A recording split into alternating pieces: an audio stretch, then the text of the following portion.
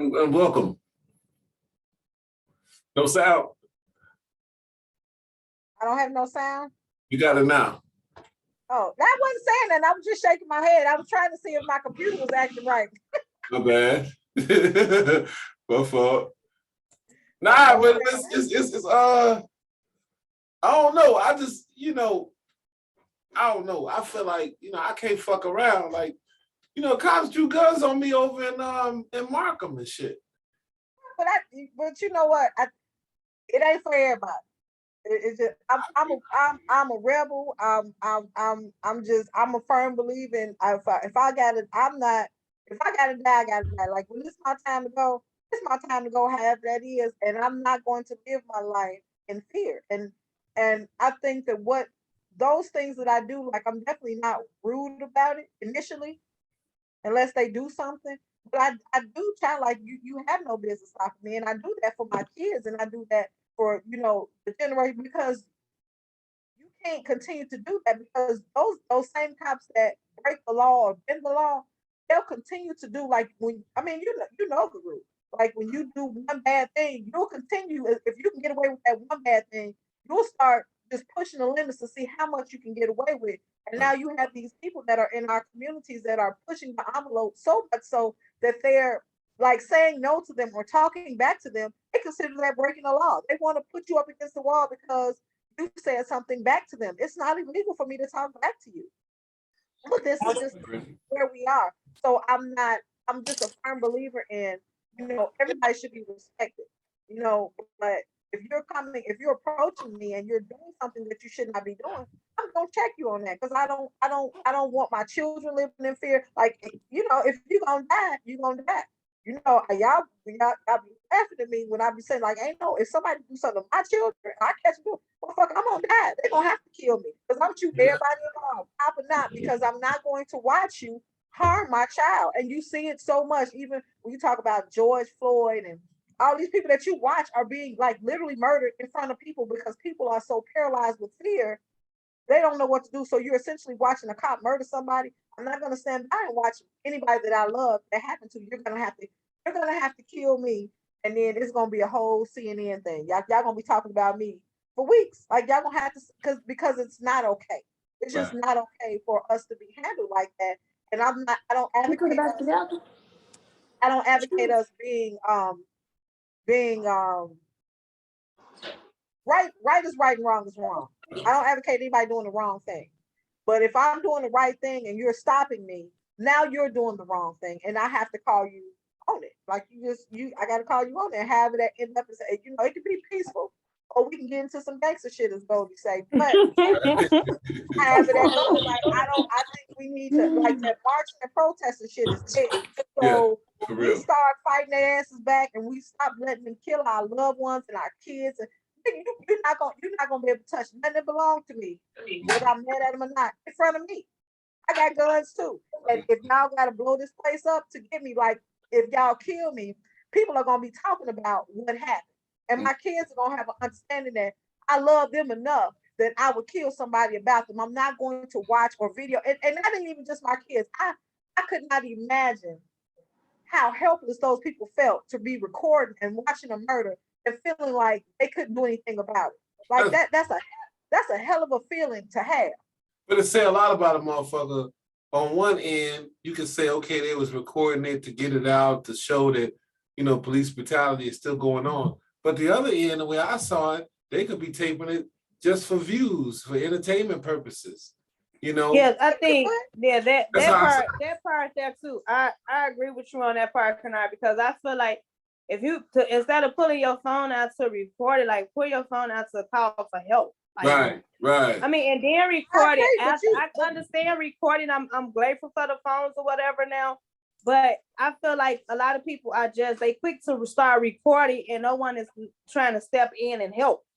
I would agree with that. The only caveat to that is people are scared of the police. Just like you said, Kennard, like I'm not about to go over there. They got a gun, so I'm gonna get what they want, so we don't have that kind of interaction.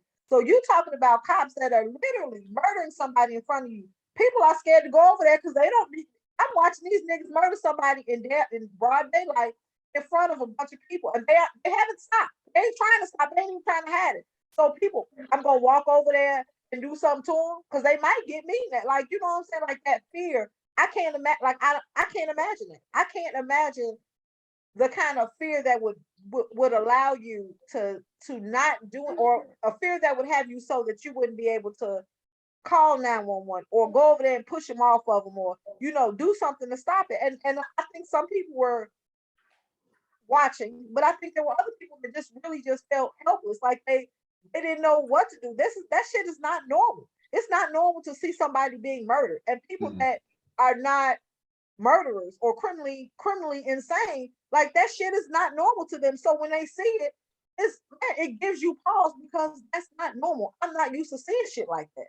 I don't know how to react to that, especially when you see somebody that's supposed to be protecting you doing it. Like, who am I to call when the person that I usually call is the one committing crime?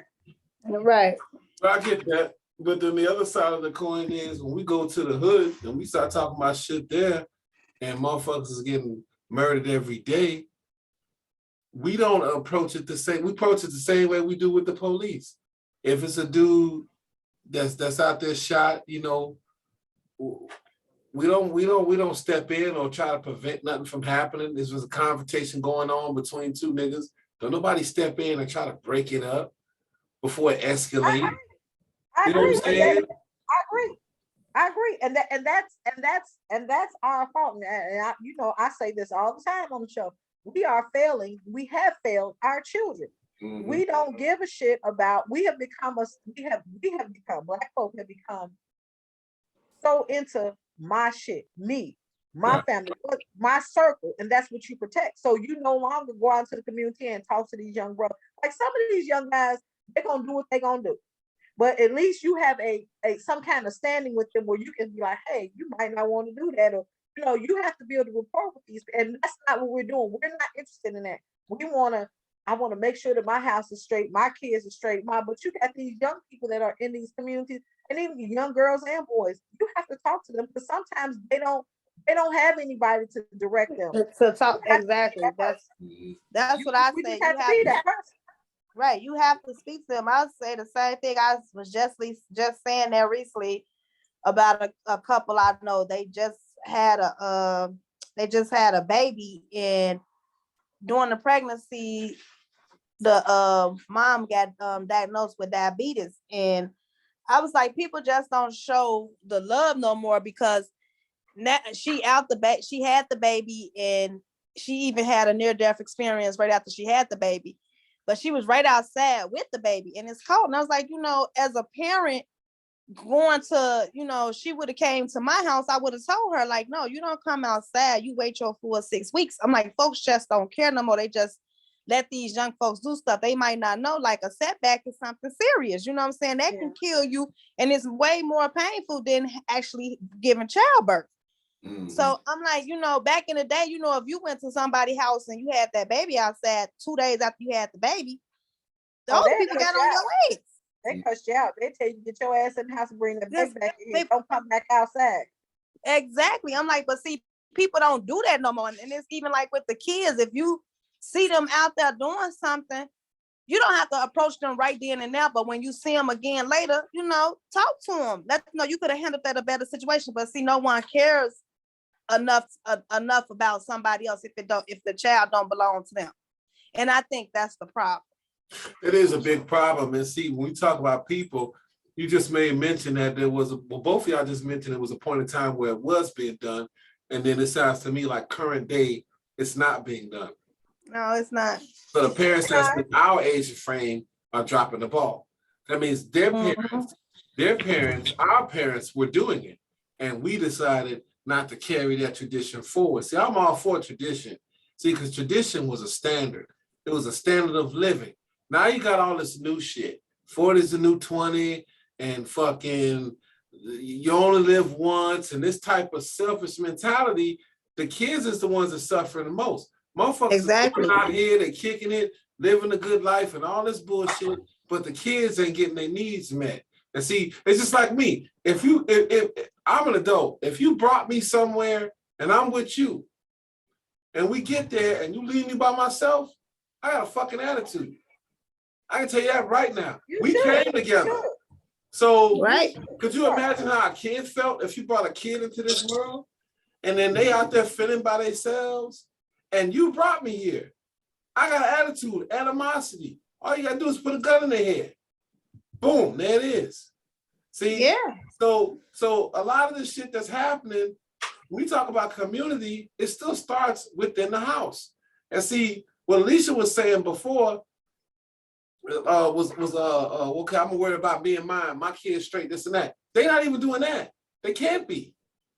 A lot of these parents, well, I don't know if it's a lot, but clearly some of these parents aren't even doing that. Well, in defense of the parents, well, it ain't even the defense. But what people consider raising their children now is totally different. Raising your child now means giving them everything that they want, Jordans, anything that they want, materialistic.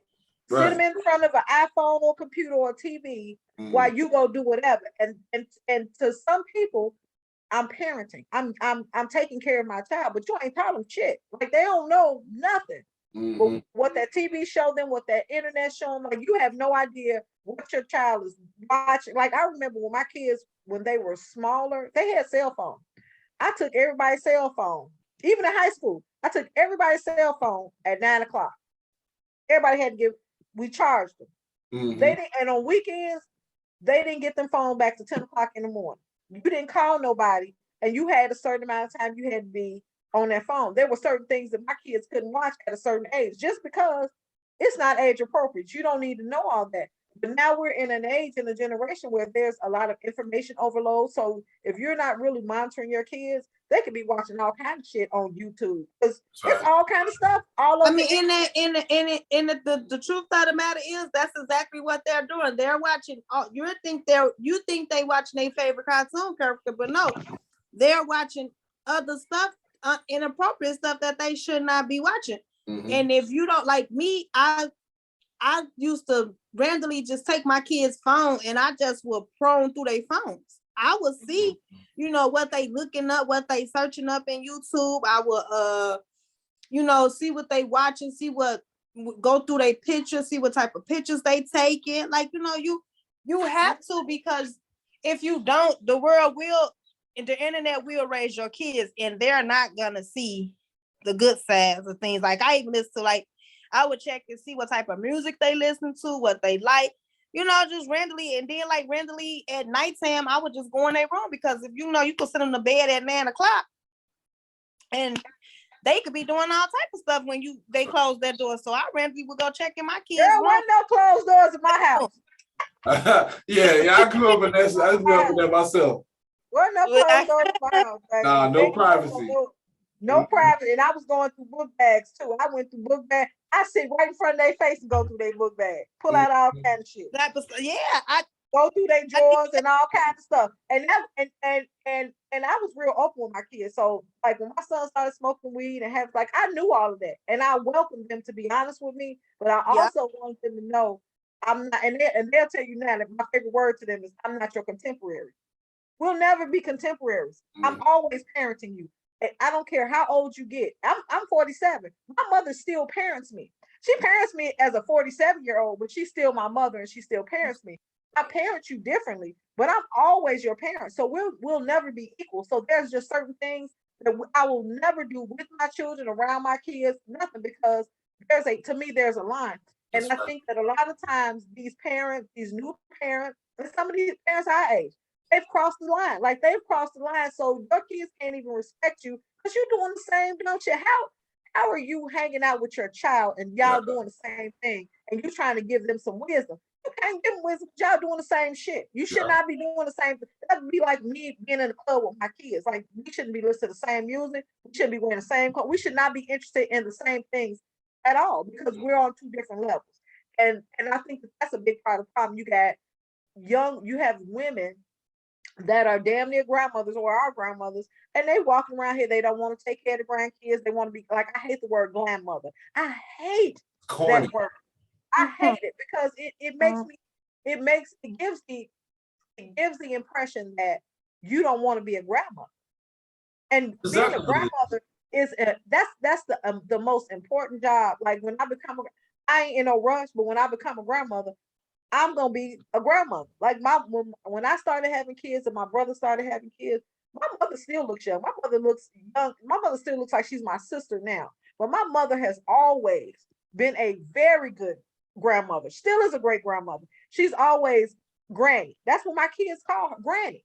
My mother don't look like no granny. She don't look like she got no 23-year-old grandchild. Granny. She loves that's the best thing in her life is to be called granny. And she takes time. She's always taking time with my kids. They've always been over there and she's done things with them and remember birthdays and stuff like that. And to me, those are the things that these kids are lacking too, because you have these old ass women and men who want to be young men and women. So they're not imparting any wisdom on these kids. They're not teaching these young parents how to be. Like I had a mother and a grandmother. Like my grandmother's still alive.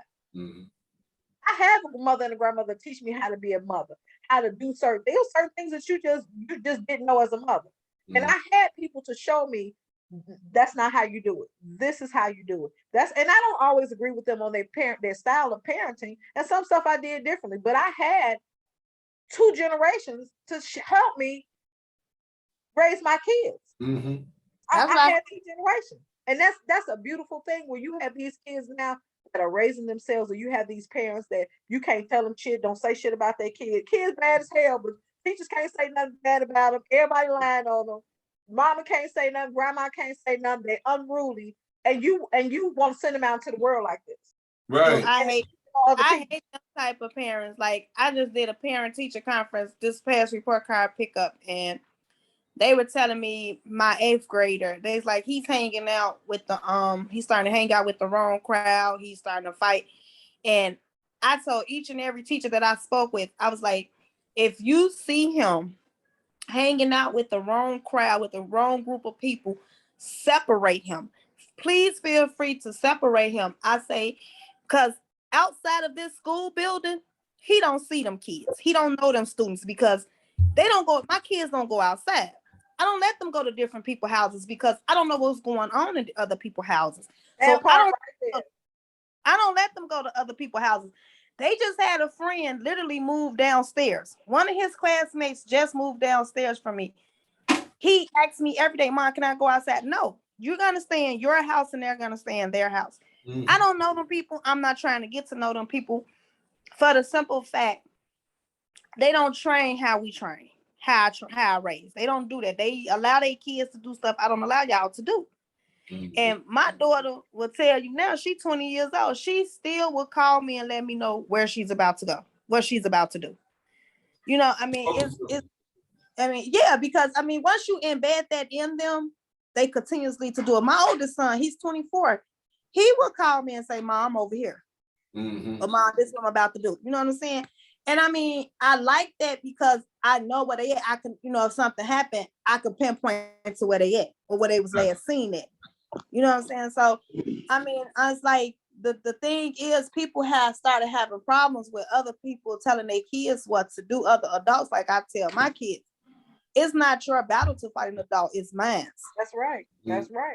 It's my battle to fight the adult. If you feel the adult is doing something inappropriate to you, you come and tell me. You don't disrespect the adult. You don't say go toe with no adult. Right. You come tell me and I go handle that situation.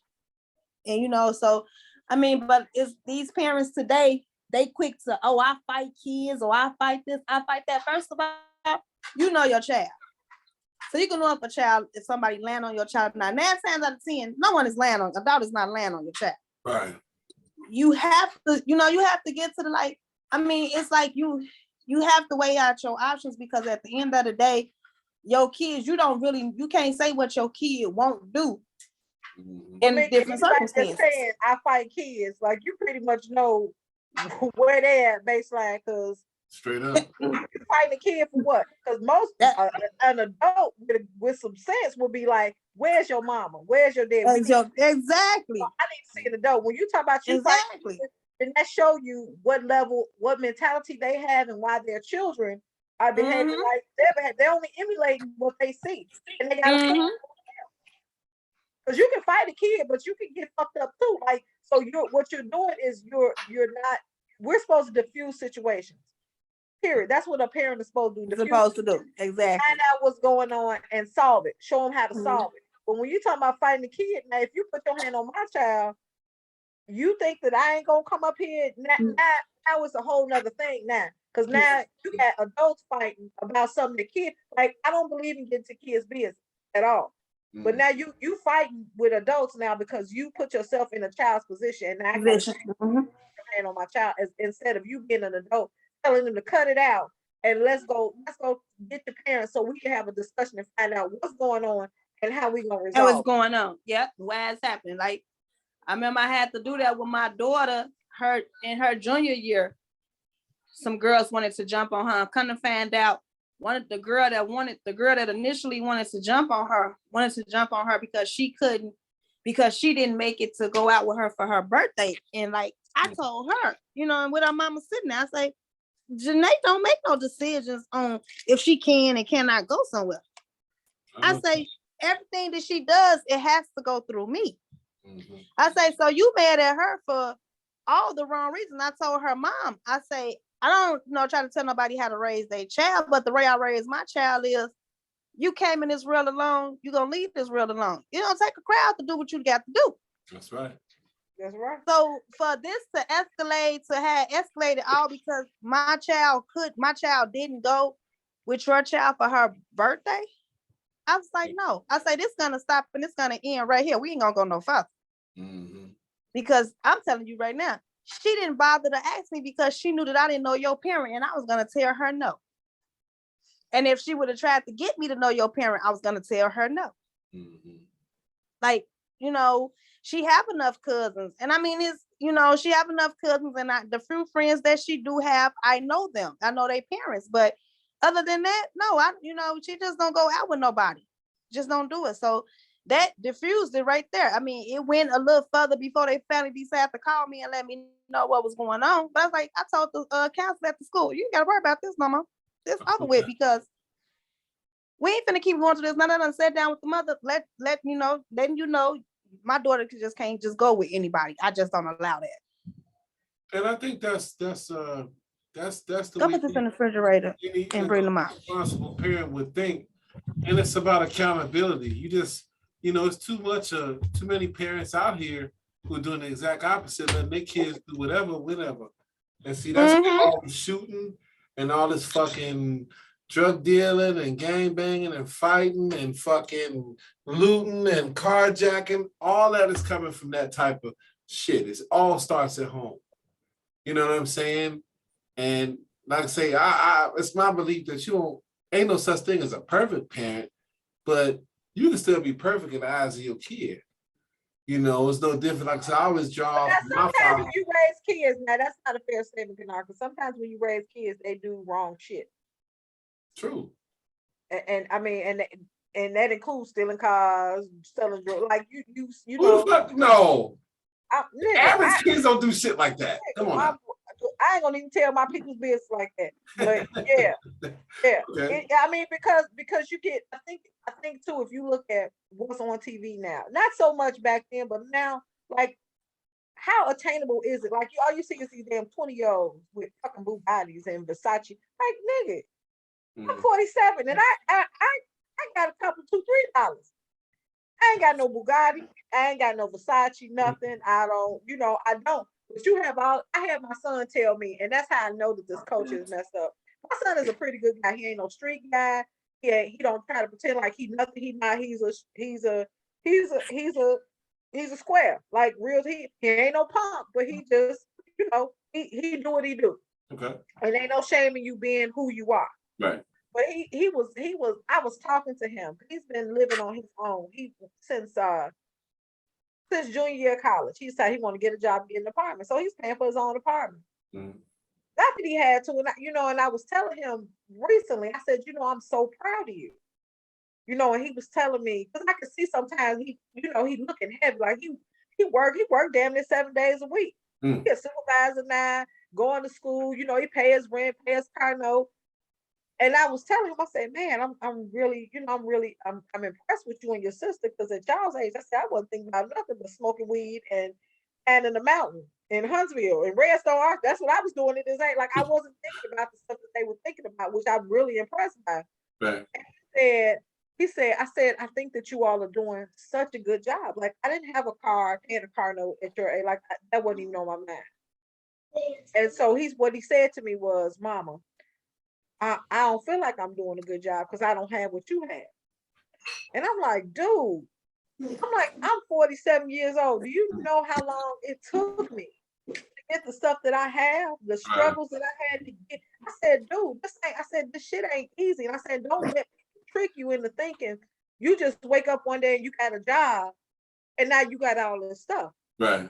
Like that didn't happen like that. I'm like, buying a house and buying, having nice cars. I said that came with a lot of sacrifice. And I said, before I had a house, I had an apartment.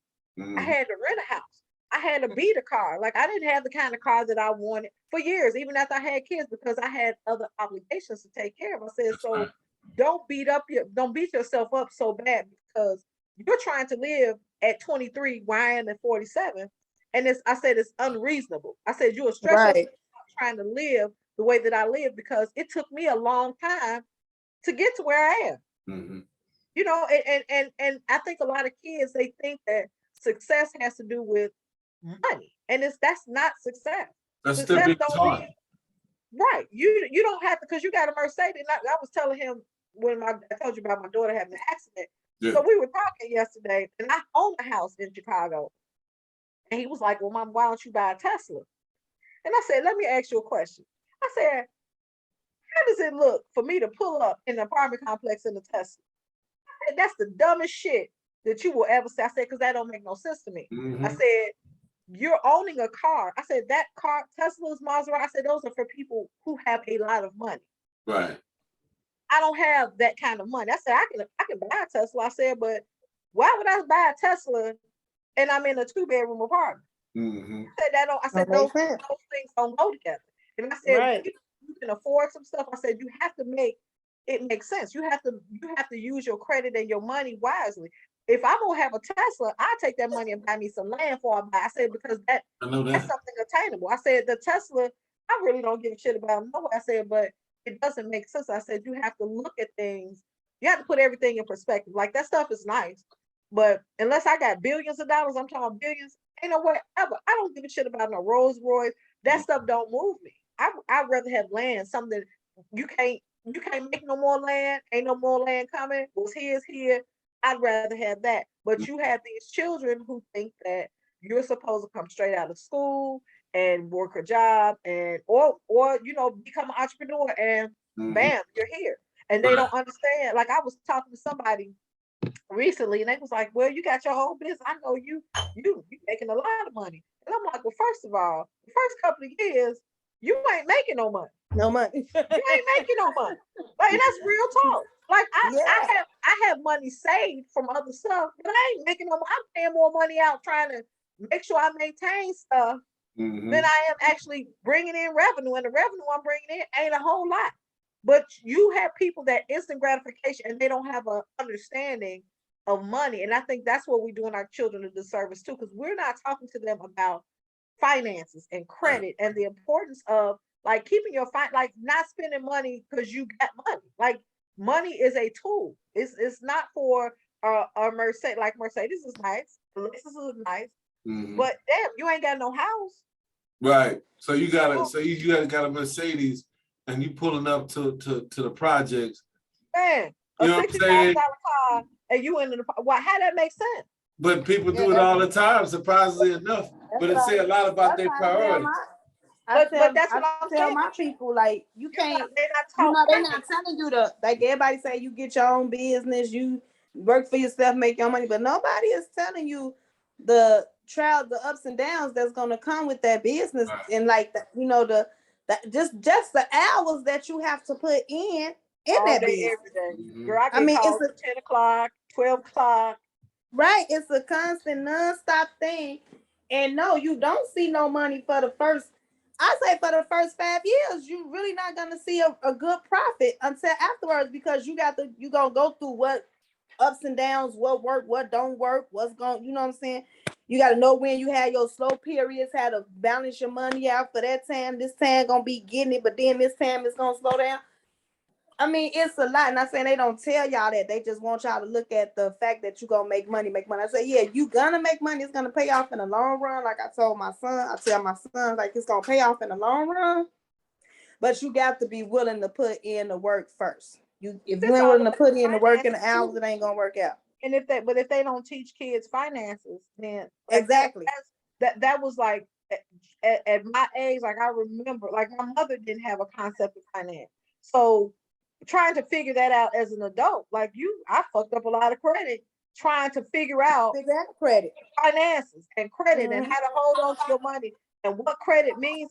And when I finally got that, like I look at my kids now, like both of them have good credit scores at 20 and 23 because I started talking to them about paying bills and why you should pay this and this and this, why you should wait to buy. Like if you buy a car now, you got to wait a couple of years to buy a house because it's going to, So I talk to them about those things, but they don't teach that in school, and it does our kids a disservice because a lot of us don't even understand finance. Like we just don't understand finances, and so you don't have a class where you're teaching them how to be financially secure, how understanding stocks, understanding how to save money, putting your money in annuities, like putting it in places where it can accrue interest. Like they don't know that.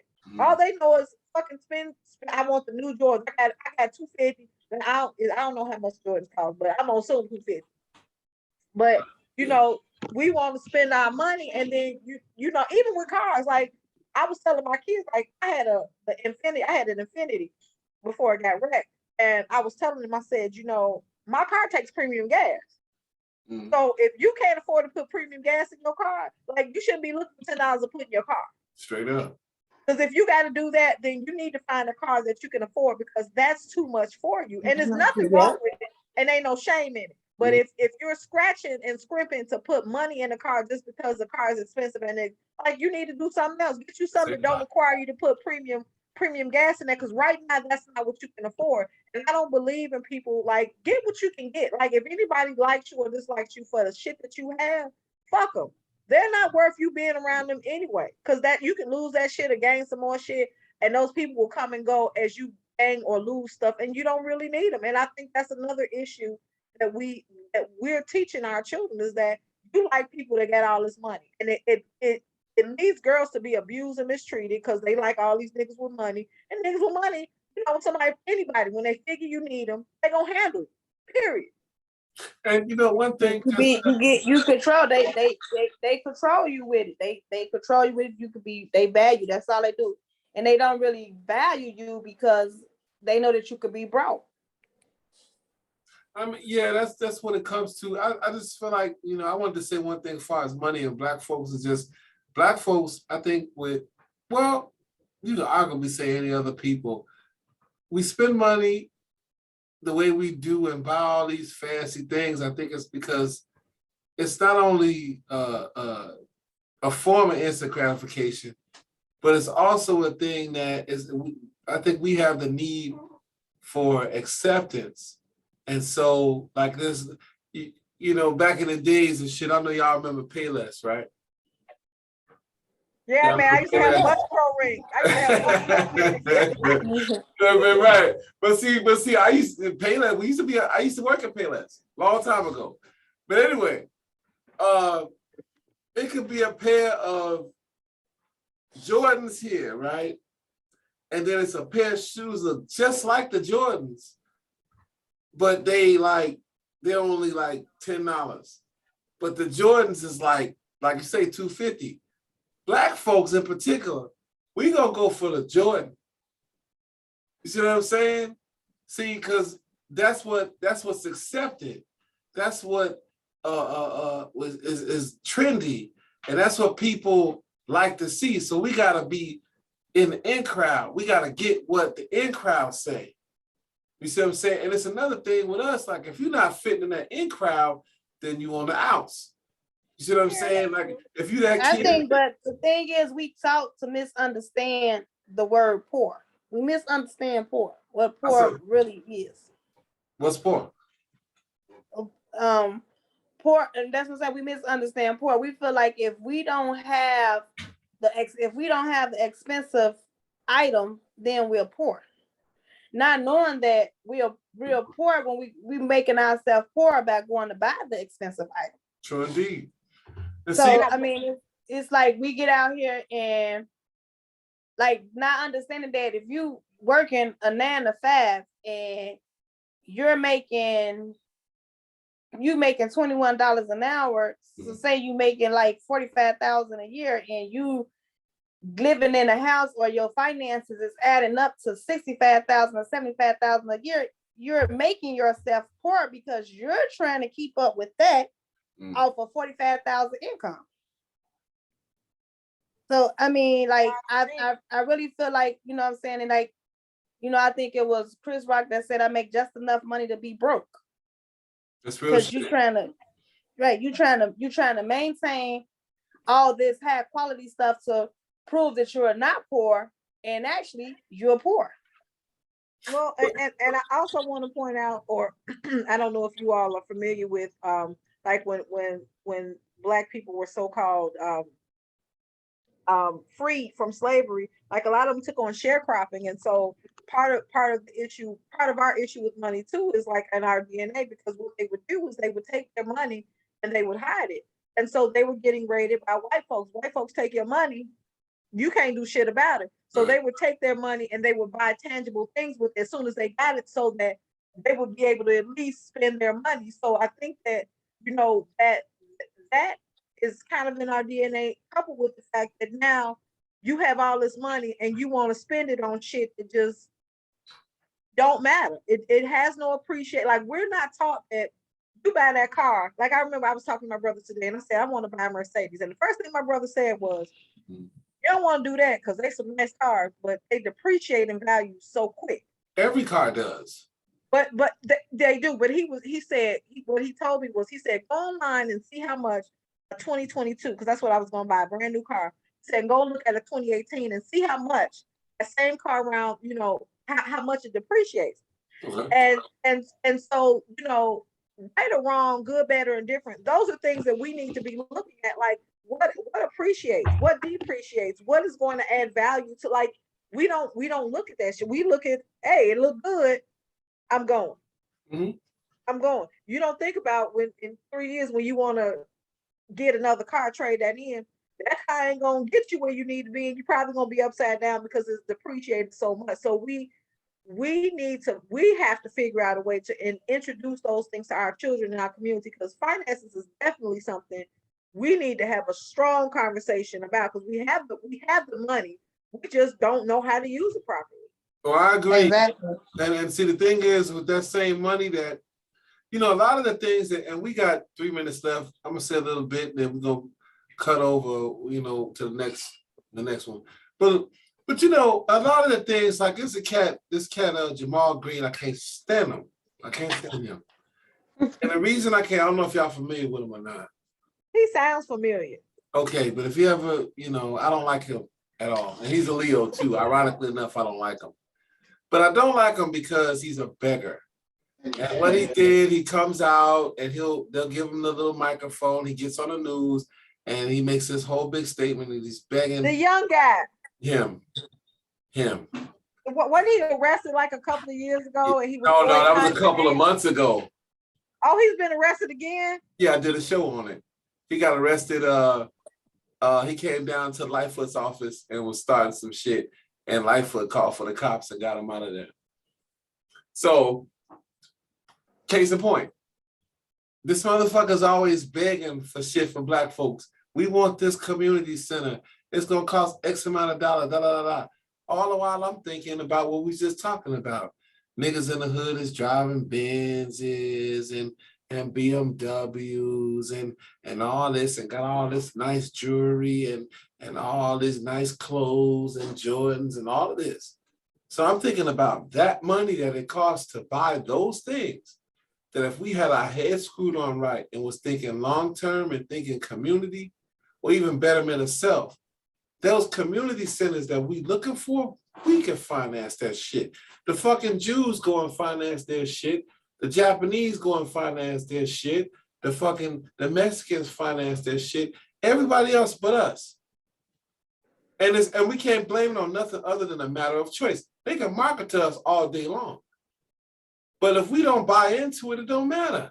Now, it ain't just us that they marketing to, because just like you could turn on, you ever turn on Telemundo, the channel, the Hispanic channel? Right.